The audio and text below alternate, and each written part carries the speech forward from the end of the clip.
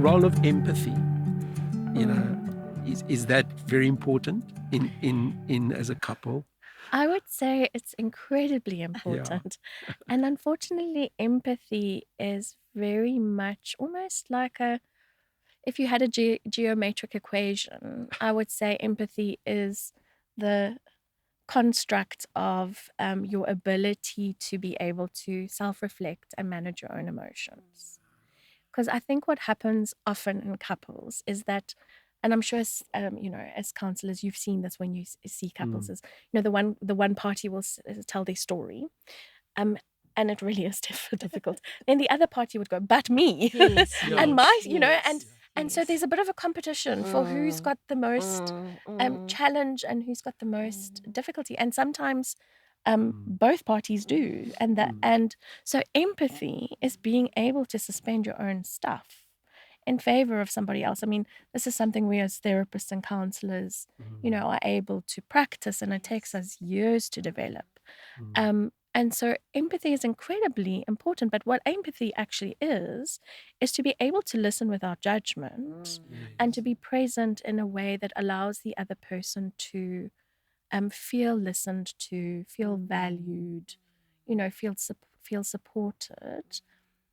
And it's already very hard with couples anyway, when you're talking about you're in an argument and, I'm gonna win this one. yeah, or it might just be, that it feels like the other party isn't listening because it becomes all about them and you sort of get lost and you're, like it feels like you don't have place in this relationship.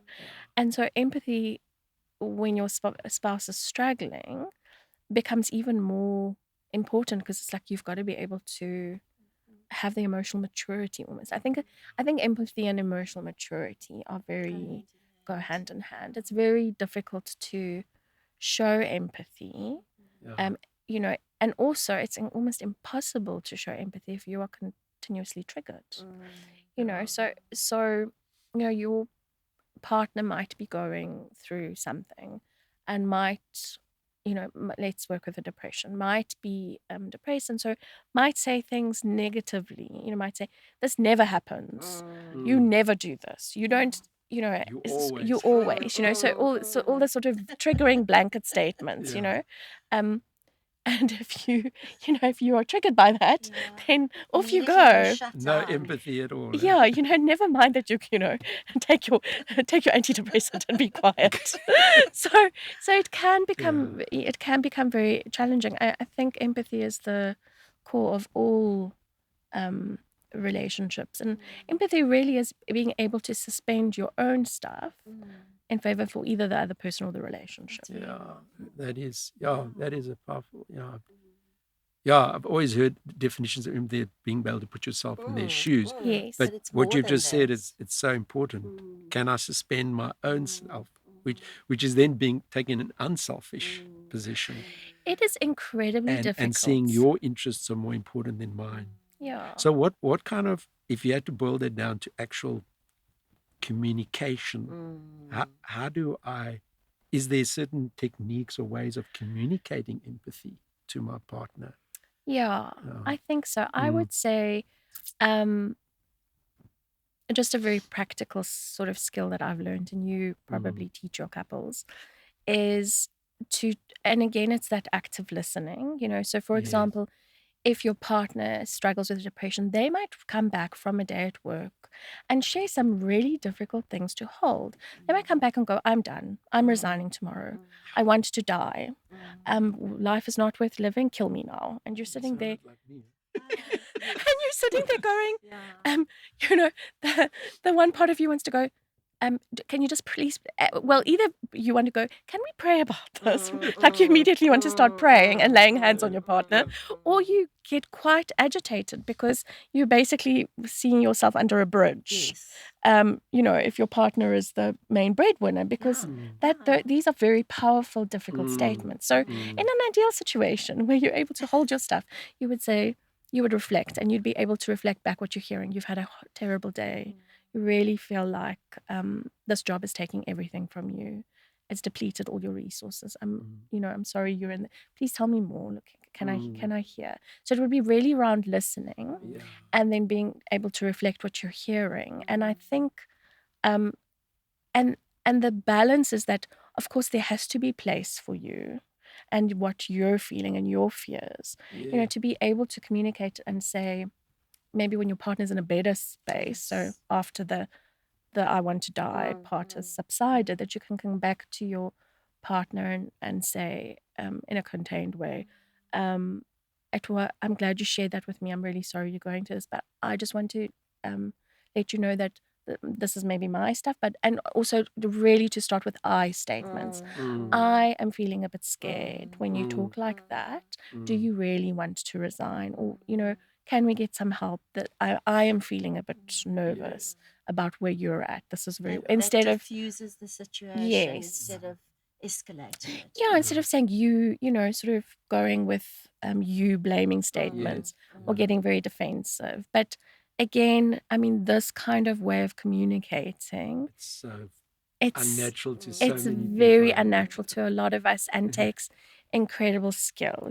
So I think as a therapist and as counselors, you've got this in word. I mean, we practice on our clients. So when our clients are telling us these stories, we're able to have that sort of, we have what we sort of call 1 foot in connection, 1 foot in distance. We're connected and we have empathy, but there is that level of distance that when you say these things to me, my well-being does not depend on your well-being. Yeah. But I think with couples, my well-being depends on your well-being. If you're not doing well, actually the relationship isn't doing well and I'm not doing well. And so it's difficult to suspend that but I think listening, reflecting what the partner is saying, showing support, and cultivating those external places where you can say these things that you cannot say to your partner. I'm scared, I'm worried, I'm about to go off my rocker. I feel like he's lost the plot. Whatever it might be, that you have the safe spaces where you can have the support. I think the big thing I'm picking up in all that you've shared is that listening, and not just listening, active listening, is very important. Because we love to give advice, and we love to give solutions, and we love to maybe tell the person what they should be doing or what they should be feeling. Whereas listening is healing in itself. Because when people feel that they are being listened to, they feel that they are worth having an opinion. Exactly. So they feel it's valued. very powerful. I think, to be honest, I think every church should do a listening course. That's my sort of Could be interesting. 2 cents. Not just the counselors and the community leaders, but actually, I think we can all benefit from just learning how to listen. That's so true. And also learning how to ask The right question. those open-ended questions. Because we tend to ask questions. It's like, oh, so you feeling this? Yes, no. Instead of how are you feeling about this? It's so true. You mentioned about use the word boundaries in the beginning. So how can couples establish healthy boundaries while still being able to support each other through mental health challenges? So I think it's important to understand what a boundary is. I think a boundary in many ways is a little bit like difficult to describe to people, but if you can imagine, for those of us who did biology, I did biology a long time ago. Those organisms that have got those membranes, they're a bit diffuse. They're sort of fairly flexible. They're not rigid, but they're quite wise, because they're savvy. So they take in what they want, but they expel or keep out. Yes. So I think by nature, that is what a boundary is to understand what belongs to me and what belongs to somebody else.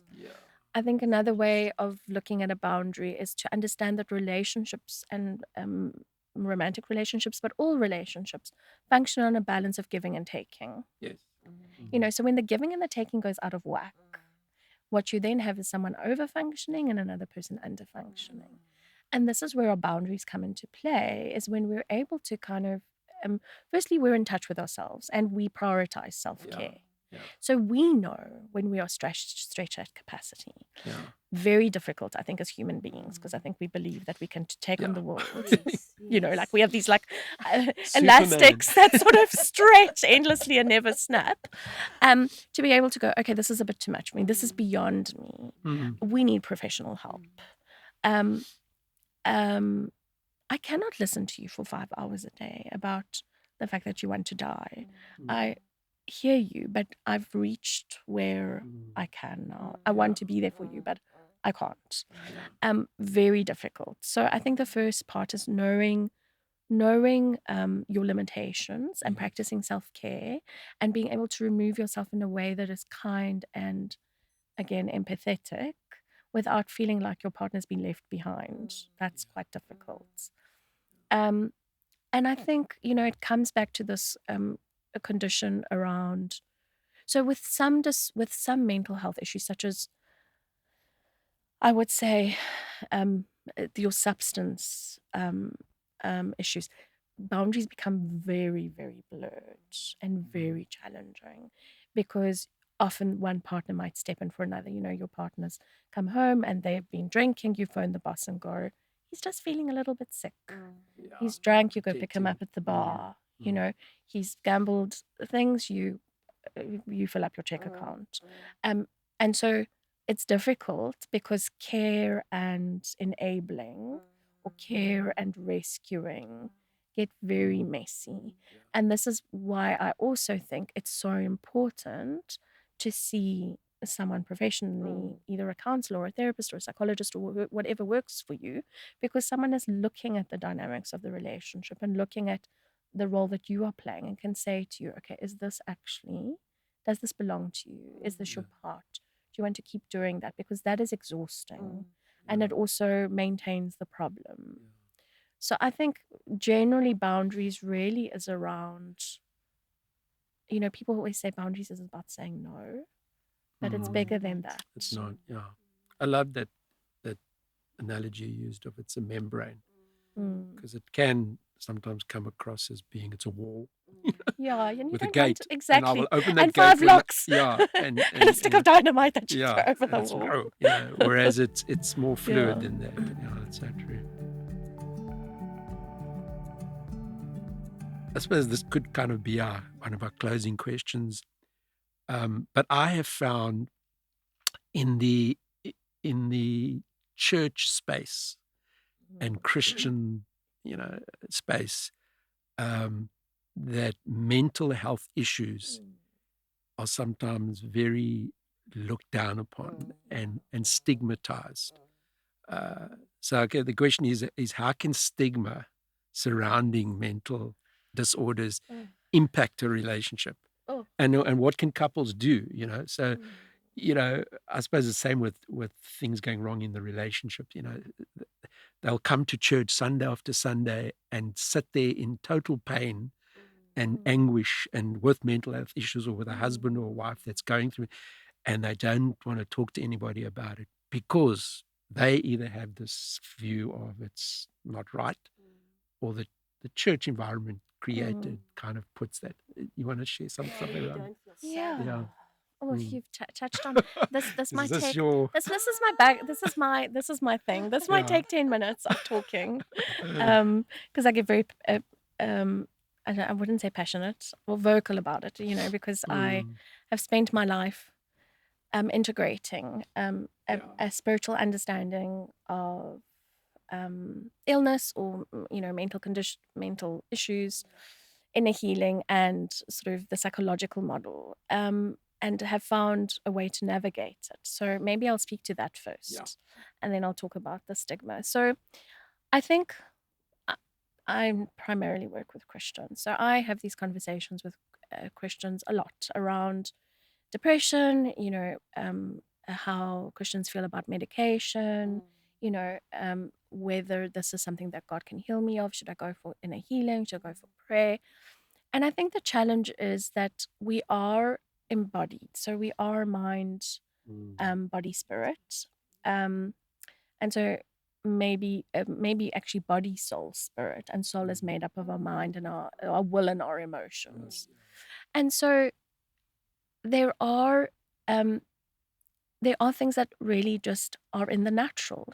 If you have suffered a lot of stress, you have been coping with a lot of adrenaline fatigue, your adrenaline is depleted, your serotonin and your dopamine. Physiologically, there are some things that are not great. And you may need some medical intervention. You may need a mood stabilizer or an antidepressant for a while to regulate that. But and maybe this is where the devil is very wise. He's in the business of destroying lives. I guess he's had quite a while. Is that the spiritual can come and amplify, what is already something that's incredibly challenging. So if someone is struggling with depression, their thought process already veering into sort of negativity. So now you might sort of have, I have had clients where they've said, someone came to me in church and said, I have a spirit of death or a spirit of rejection or suicide or depression. These are very real things. And so these things may, maybe they're on a spiritual level, and an intervention might actually be very holistic. Yes. You might need to approach it from both ways. I've had a lot of clients who have been diagnosed with depression, have gone on to antidepressants, been on antidepressants for quite a while, and things are just not shifting. Yes. And they've got other, dimensions. But I think it's incredibly difficult when it is a physiological thing. And it's not to say that God can't heal the physiological aspect, but when you are struggling and someone in church might say to you, but you don't have faith, and you're being negative, and you need to go for healing. I think in my opinion, having worked in both modalities, because I do both inner healing, I've trained in Sozo, so I do quite a bit of that. I bring quite a bit of that. I do theophostics, but then I also do traditional therapy. I think what I've learned is that God often heals immediately and miraculously.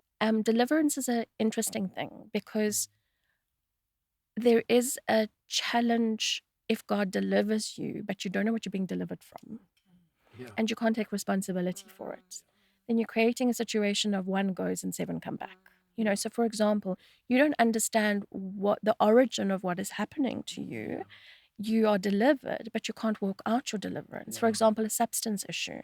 If God miraculously removes an addiction, but you don't understand why you sought out that addiction, what drove you there, and you aren't able to implement things, you're going to be in a very difficult place. So I think wisdom is needed with deliverance, because sometimes God will and sometimes he won't.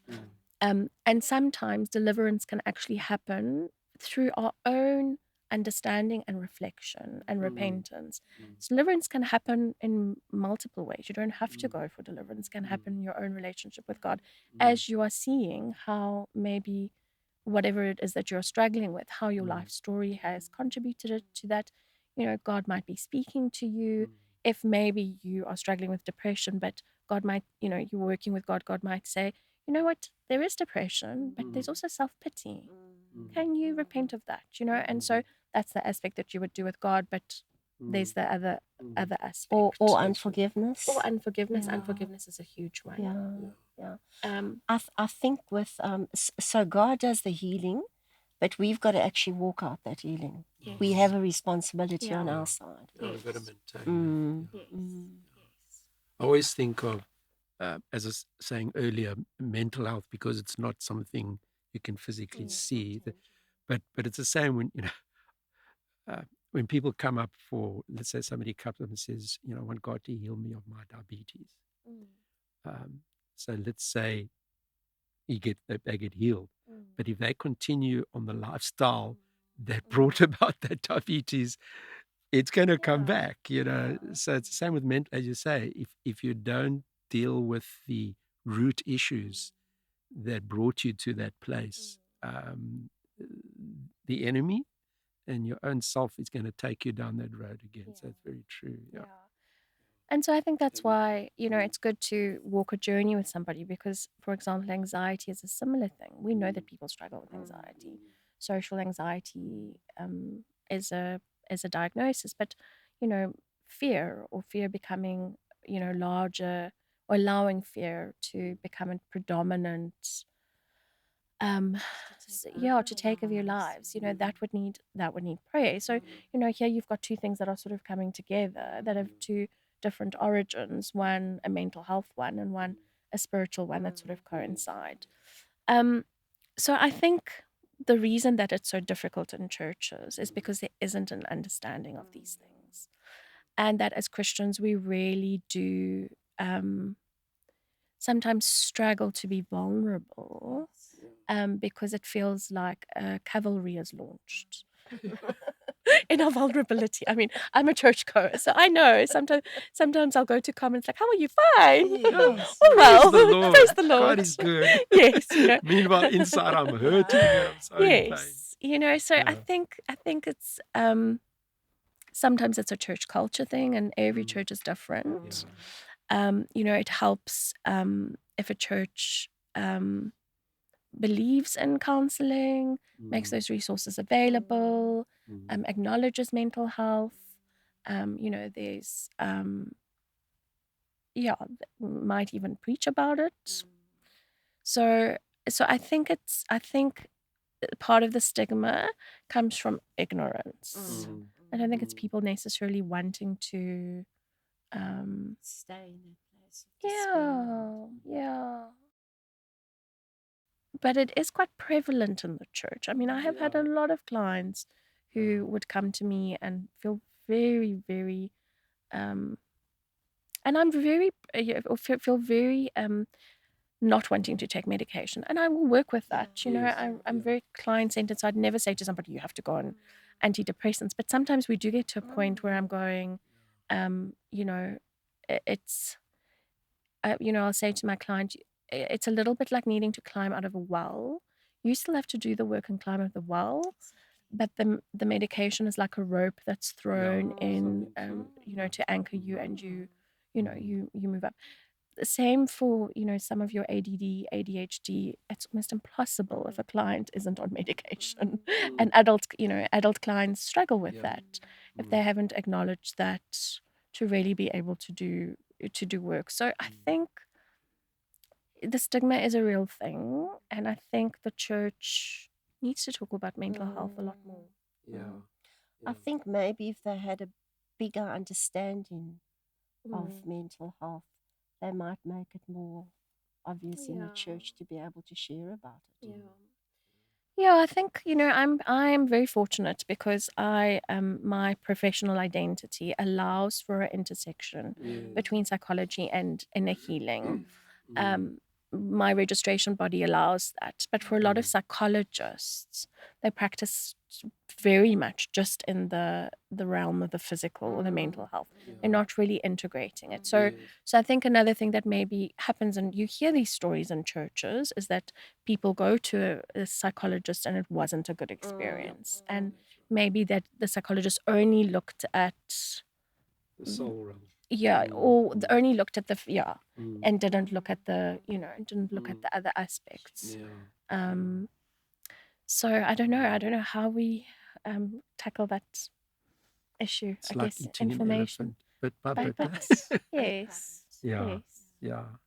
No, I must be thankful the environment we in terms of church is open to understanding. I'm not saying necessarily it gets preached, or taught or thing, and a high focus on it, but there is a space. It's not like doesn't create a. I think the danger is you have where certain church cultures might be too focused on the victorious life, overcoming. Overcoming is like nothing, and you create this this view that everything is okay, and obviously you can have the other extreme where it's like so fatalistic, so but it's getting that healthy balance of understanding there's suffering and there's pain, but there's also victory and overcoming, and it's that tension that we got to live within, and help people through that tension. I think that, maybe just in closing, that my sense is that victory is often more about us than about God. Wow. I think that actually God is big enough to be okay with his reputation if he's chosen not to heal somebody or to allow, whatever, whether it might be a dark night of the soul or, someone to struggle through something. But I think it's us as Christians who feel that somehow we need to have a testimony. Yeah. As if as if with our testimony, I don't know what we can do, then we might not need him as much. But actually, there's real humility in being able to say, I'm waiting. Yeah. I'm waiting upon the Lord, and sometimes we wait for a while. Yeah. I think we're scared of looking bad because it's just not a good, somehow in Christians, Christian circles, it's not always a good look, and then But, wow, so I would say we've just scratched the surface in many things. But Monika, thank you. It's a pleasure for sharing your insights, and which have come about not only through your learnings but through your experience you've had with people. I guess that's where you learn the most. Eh? I think so. Through every interaction, you begin to see what you learned and what you're understanding in front of you. So thank you for sharing all of that. I think we've also had a personal experience with you, and it's been absolutely amazing. It's been mind blowing to see the work that you do. Thank you. So we're very honored and privileged to have you as someone that we can refer to, and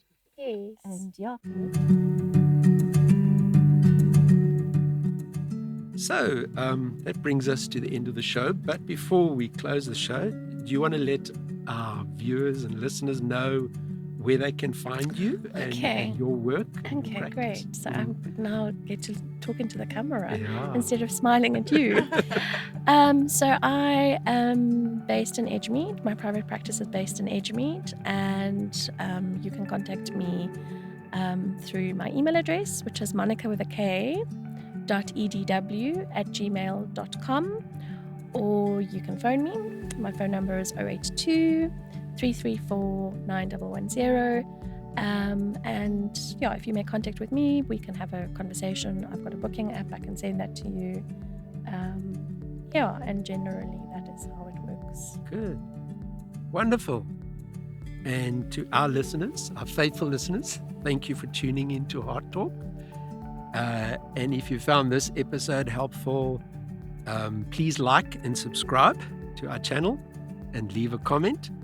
And if you found any of our other episodes helpful and you want to book a session with us, please contact us at jcyatu@telcomsa.net. And until next time, this is your host, Jose and Cheryl. And our guest. And Monika. And I do have to do a shout out to my husband because today is our wedding anniversary. 26 years. And so I can't do a talk on couples and not say that. So thank you so much for having me. And it was a real privilege. And Thank you. Congratulations to you and your hubby. Thank you.